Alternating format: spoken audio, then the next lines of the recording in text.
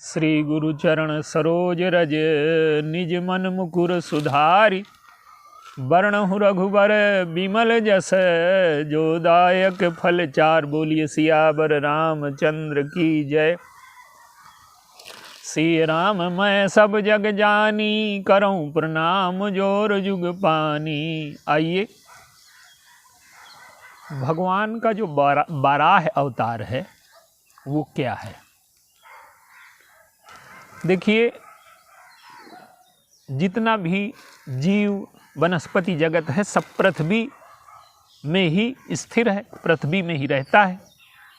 तो आधार भूमि जो है हमारे जीने की वो पृथ्वी है। और उसी प्रकार से हमारे जीवन में एक पृथ्वी और है, और वो पृथ्वी है सुमति भूमि थल हृदय अगाधु।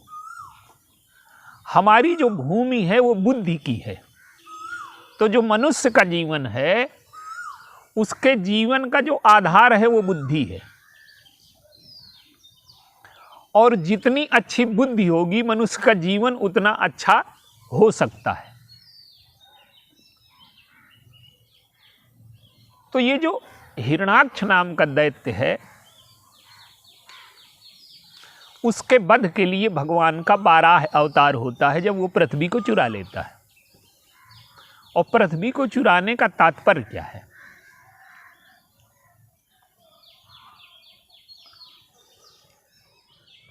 हिरण्याक्ष का अर्थ है जिसकी आंख सोने की हो। हमारी ये आंख है, सोना बड़ा कीमती है, पर अगर हमसे कोई कहे कि ये अपनी आंख हटवा लो और सोने की आंख लगा दो तो क्या होगा? हमें कुछ दिखाई देगा?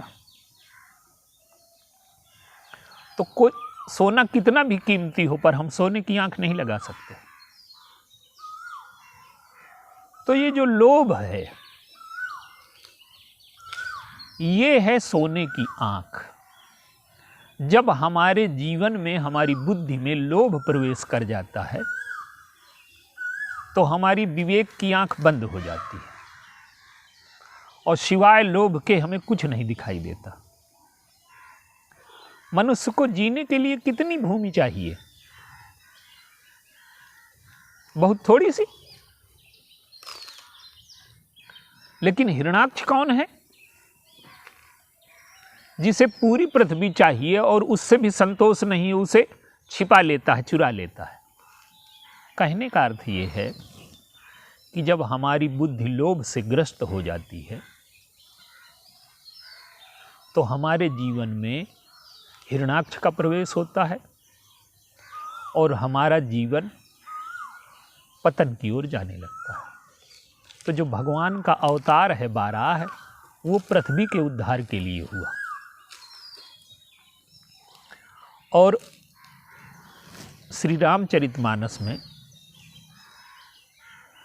बाराह भगवान का अवतार होता है, लेकिन वो भक्त का होता है, भगवान का नहीं होता। और वो भक्त हैं श्री भरत जी।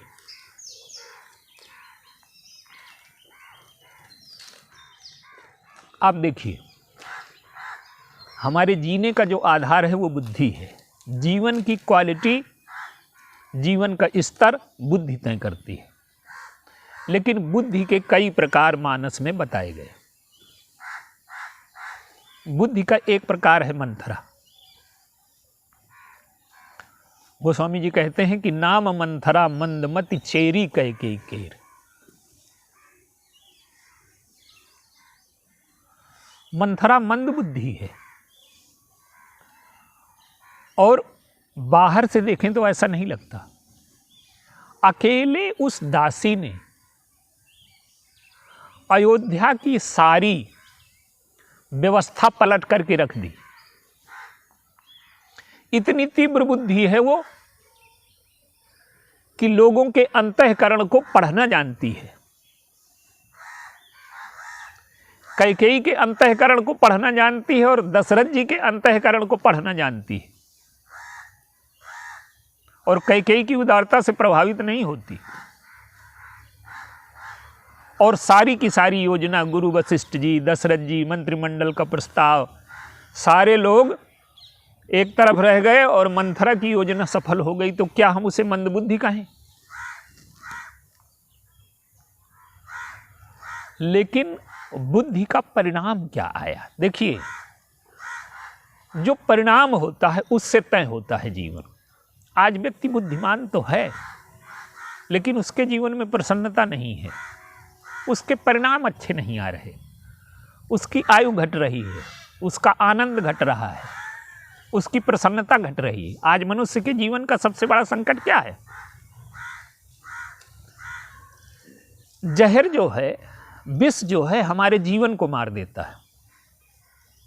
इसलिए विष को हम त्याज्य मानते हैं, खतरनाक मानते हैं। लेकिन जीवन में कई प्रकार के जहर होते हैं। जीवन को नष्ट करने वाला जहर और ज्ञान को नष्ट करने वाला एक जहर है जिसे हम नशा कहते हैं,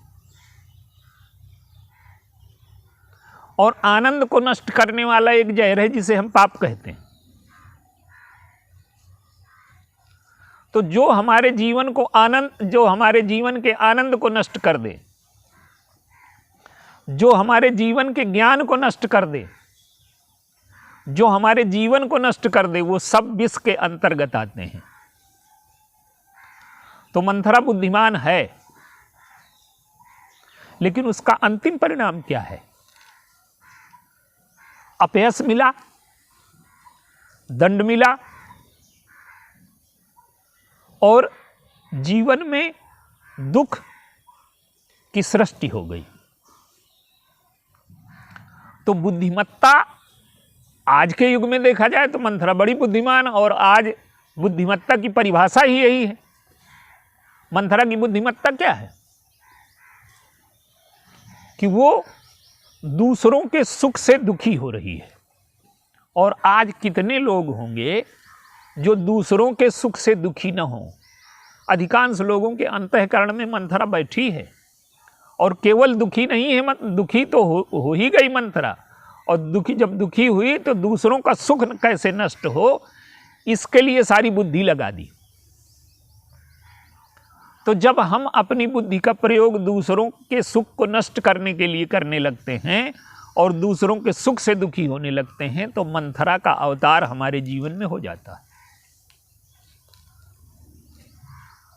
तो मंथरा ने कैकेयी की बुद्धि को भ्रष्ट किया।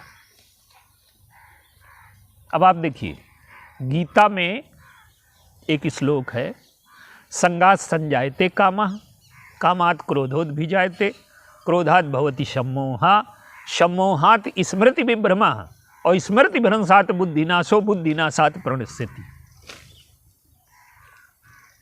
गीता में कहा कि संग से कामना पैदा होती है और कामना से क्रोध पैदा होता है।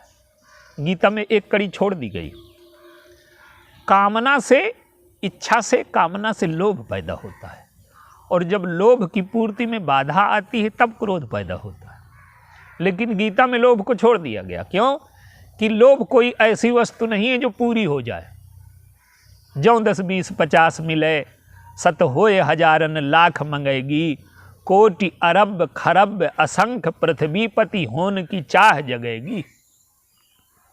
स्वर्ग पताल को राज मिले, बढ़े तृष्णा अति आग लगेगी, और सुंदर एक संतोष बिना, सठ तेरी तो भूख कभी न बुझेगी। तो लोभ के बाद क्रोध आना ही है।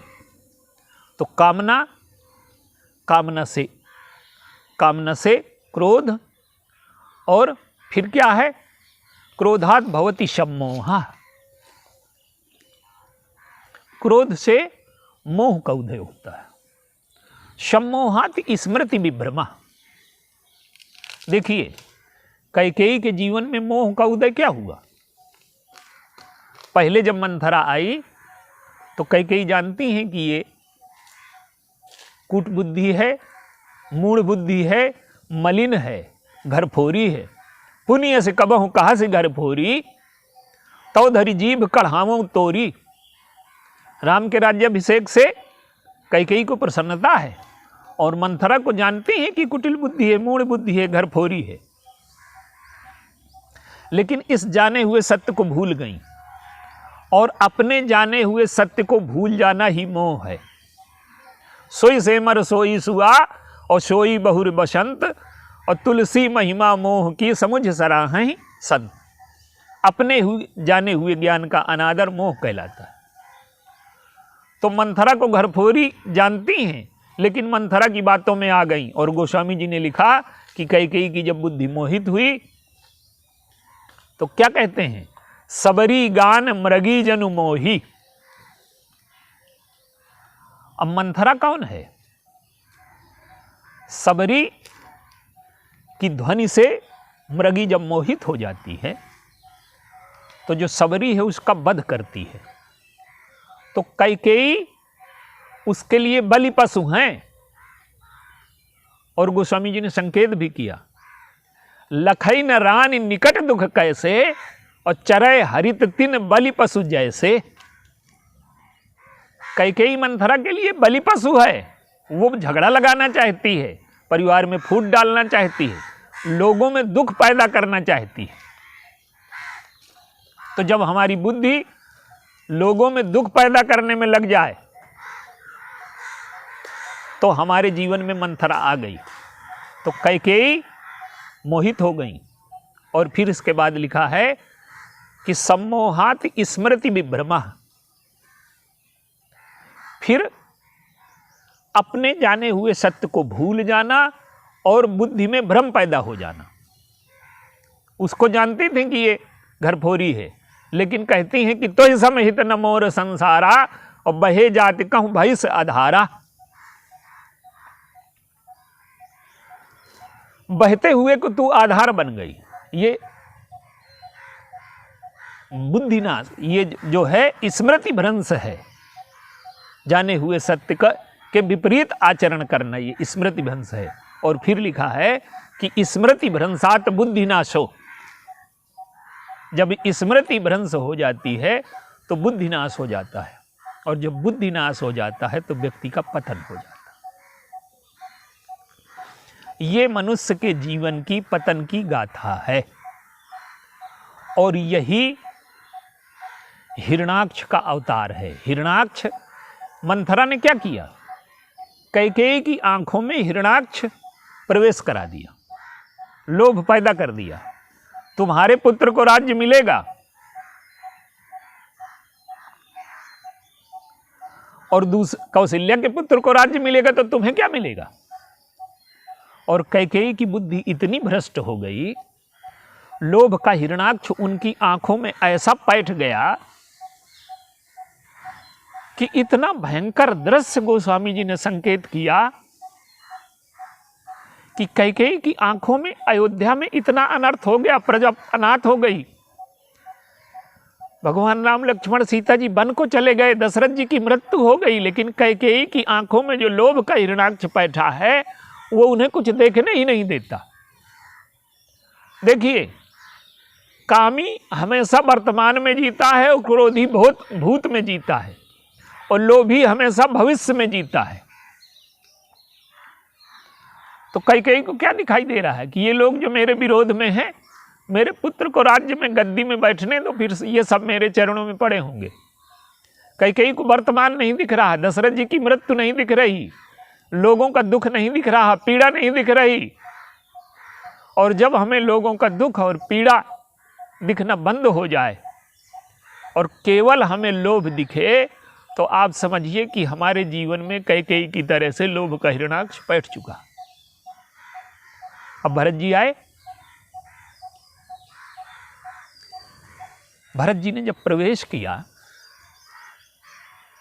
तो लिखा है कि श्रीहत वन सरिता, श्रीहत गिर सरिता बन बागा,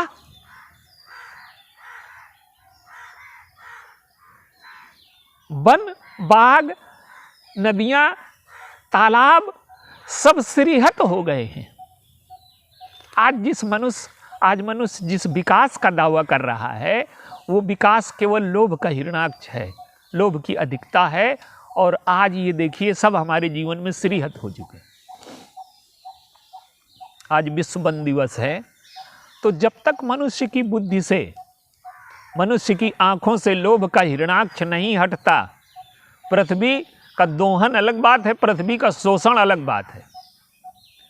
आज तो व्यक्ति की बुद्धि में लोभ ऐसा बैठ गया है कि विज्ञान की कुल्हाड़ी पा गया है। बुद्धि की तीव्रता ही है विज्ञान, और उसी डाल को काट रहा है जिसमें बैठा है। जीवन की डाल को, पर्यावरण की डाल को, पृथ्वी जिसमें रहता है, पृथ्वी को ही नष्ट करने में लगा है। इसे बुद्धिमत्ता का परिणाम कहेंगे क्या? लेकिन आज इसी को बुद्धिमत्ता माना जा रहा है। यही जब व्यक्ति अपने विनाश को बुद्धिमत्ता मान ले, तो इससे बढ़कर के बुद्धि के नष्ट होने का कोई उदाहरण ही नहीं हो सकता। तो भरत जी जब आते हैं तो गोस्वामी जी कहते हैं कि द्वारे ही भेंटी भवन लई आई, सोने का दीपक जला करके गई, करी आरती मुदित उठ धाई। जिस पत्नी के पति की लाश अभी महल में रखी है, वो अपने पुत्र को आरती सजा करके भेंट करने गई। कितना भयंकर दृश्य है। कैकेयी के अंधत्व का क्या परिणाम है, उन्हें कुछ दिख नहीं रहा। और इस अंधत्व का, लोभ के हिरणाक्ष के पैठ जाने का परिणाम ये हुआ कि जीवन में दुख, तनाव, उदासी, ईश्वर से अलगाव। ईश्वर अगर हमारे जीवन से अलग हो गया तो हमारे जीवन में ये सारी समस्याएं अपने आप खड़ी हो गई। राम के वनवास का अर्थ है भक्ति, ज्ञान, वैराग्य का हमारे जीवन से निष्कासित हो जाना। भगवान राम, लक्ष्मण, सीता जी कौन है? भगति, ज्ञान, वैराग्य जनु सोहत धरे शरीर। हमारे जीवन से ज्ञान चला जाए, भक्ति चली जाए, वैराग्य चला जाए, तो हमारे जीवन में दुख अपने आप प्रवेश कर गया। अब इस कैकेयी रूपी हिरणाक्ष का वध करने के लिए श्री भरत जी का अवतार हुआ। देखिए, भगवान राम ही 12 भगवान के अवतार हैं, या भगवान राम ही 12 भगवान है? ईश्वर तो सारे रूपों में है, मीन कमठ सूकर नर हरि। लेकिन यहाँ अवतार भगवान राम का नहीं होता। किसी ने कहा कि आपका 12 अवतार हुआ था, तो कैकेयी की बुद्धि जो भ्रष्ट हो गई थी उसे आप शुद्ध कर देते। तो भगवान राम ने ये नहीं किया, भरत जी का अवतार हुआ 12 का। क्यों? कि भगवान राम अगर ये कहते कि कैकेयी की बुद्धि लोभ से ग्रस्त है, ये अन्याय कर रही हैं, सूर्यवंश की परंपरा मिटा रही हैं, मंत्रिमंडल का आदेश नहीं मान रही, गुरु का आदेश नहीं मान रही, तो इन सारी बातों का ये लगता तो न्याय, पर इन सारी बातों का एक ही अर्थ निकलता कि भगवान राम को सत्ता से लोभ है। वो न्याय स्वार्थ के पक्ष में खड़ा हो जाता, इसलिए भगवान ने 12 का अवतार नहीं लिया। 12 का अवतार लिया श्री भरत जी ने, और चित्रकूट में संकट खड़ा हो गया। सभी लोगों की बुद्धि भरत जी के प्रभाव से भोरी हो गई। भगवान राम ने समर्पण कर दिया, भरत के प्रेम से सब हार गए। लेकिन गोस्वामी जी कहते हैं कि भरत विवेक बराह विशाला और अनायास उघरी तही काला। भरत का 12 रूपी अवतार हुआ, और शोक कनक लोचन मति छोनी, हरि विमल गुणगन जग जोनी। शोक के हिरणाक्ष ने सबकी बुद्धि का हरण कर लिया है।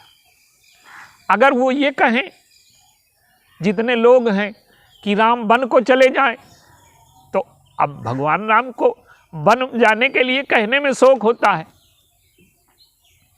और ये कहें कि भरत, सभी लोग ये चाहते हैं कि हम यहीं रह जाएं, तो भी नहीं बनता। तो भरत जी का जो 12 अवतार है वो क्या है? उसने 2 काम किए। कैकेयी की बुद्धि जो लोभ से ग्रस्त हो गई है, उसका उद्धार कर दिया। कैसे उद्धार किया? कैकेयी को लगता है कि सत्ता ही सब कुछ है, जब जीवन में सत्ता ही सब कुछ लगने लगे। ये अहंकार की पूर्ति है। लोभ तो है कैकेयी में, लेकिन अहम की मात्रा अधिक है। और जब सत्ता जीवन का लक्ष्य हो जाए, लोभ जीवन का लक्ष्य हो जाए, दूसरों को पीड़ा दे करके भी हम सत्ता पाना चाहें, यही हमारे जीवन का हिरणाक्ष है। तो इस हिरणाक्ष का वध कैसे किया? भरत जी ने सत्ता स्वीकार कर दी। कैकेयी का जीवन दंभ से संचालित हो रहा है। उन्होंने वरदान भी ऐसा मांगा है जो धर्म जैसा लगे। दशरथ जी से कहती हैं कि कौशल्या साधु हैं, तुम साधु हो, राम भी साधु हैं, तो साधु को तपस्या करनी चाहिए कि गद्दी में बैठना चाहिए। राम साधु तुम साधु सयाने, और राम मातु मैं सब पहचाने। तो वो कहती हैं कि मैं कौन अन्याय कर रही हूँ, राम को तपस्या करने के लिए कह रही हूँ, तो भोग श्रेष्ठ है कि तपस्या श्रेष्ठ है? ये दंभ है।